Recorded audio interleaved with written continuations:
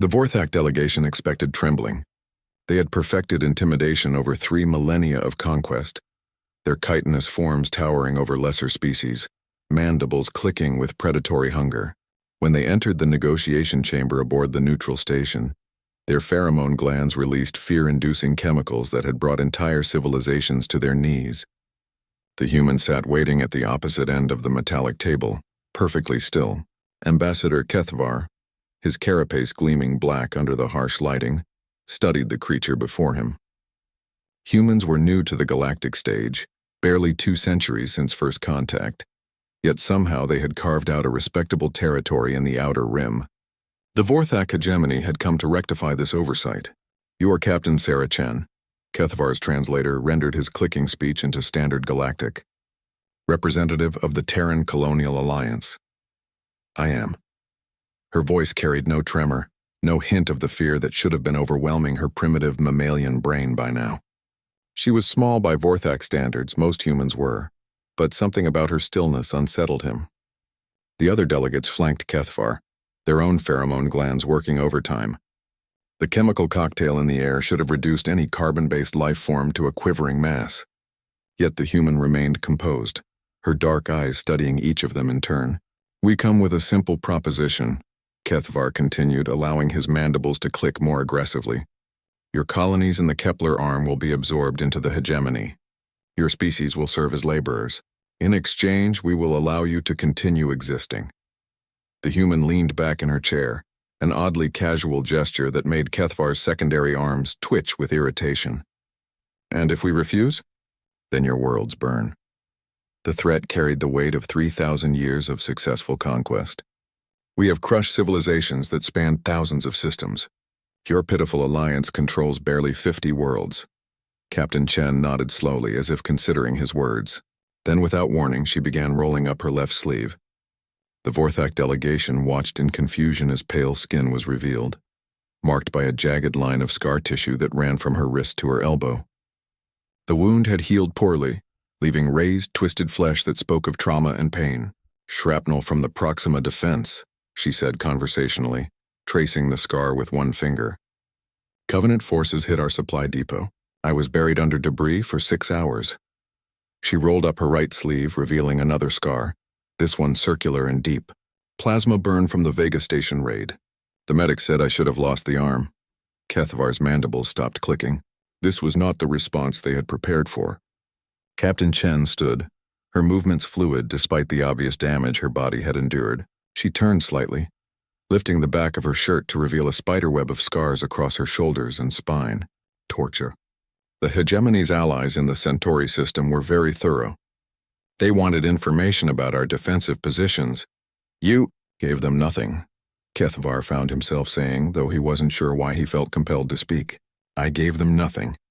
She lowered her shirt and faced them again. "Do you know what I learned, Ambassador? Pain is temporary, fear is a choice, and scars." She smiled, and there was something predatory in that expression that made even the Vorthak lean back. "Scars are reminders. The pheromones seemed to have lost their effect entirely. If anything, the human appeared more confident, more dangerous with each scar she revealed." "Your threats don't work on us," Captain Chen continued, beginning to pace around the table. The Vorthak delegates found themselves tracking her movement like prey animals. "You see, you've been conquering civilizations that valued peace, comfort, safety. Species that had forgotten what it meant to fight for survival." She paused behind Kethvar's chair, close enough that he could smell her scent. Not fear, but something else. Something that triggered ancestral memories of being hunted. "Humans are different. We climbed to the top of our food chain by being willing to die for territory, for resources, for ideas. We fought wars that killed millions over patches of dirt. We've stared into nuclear fire and kept fighting. We've survived plagues, famines, ice ages, and asteroid impacts." Captain Chen returned to her seat but remained standing. "Every scar tells a story of something that tried to kill me and failed. Every human carries similar stories. We don't fear death, Ambassador. We've made it our closest companion for 200,000 years." The silence in the chamber stretched taut. Kethvar realized that his pheromone glands had stopped producing fear toxins entirely. They had shifted to defensive secretions without his conscious command. "Your hegemony has conquered 3,000 civilizations. Captain Chen said quietly. But I wonder, how many of those civilizations fought back? Really fought back? How many were willing to burn their own worlds rather than surrender? How many continued fighting even when victory was impossible? She leaned forward, placing both scarred hands on the table. Because that's what we'll do. You can take our colonies, glass our worlds, kill 90% of our population. The survivors will keep fighting. Our children will grow up in caves and ruins, and they'll keep fighting. Their children will be born into war, knowing nothing but resistance, and they'll keep fighting. Kethavar felt something he hadn't experienced in centuries: uncertainty. You would condemn your species to extinction for pride? Not for pride, Captain Chen replied. For the principle that some things are worth any sacrifice. Your species has forgotten that lesson. You've grown strong by picking on the weak.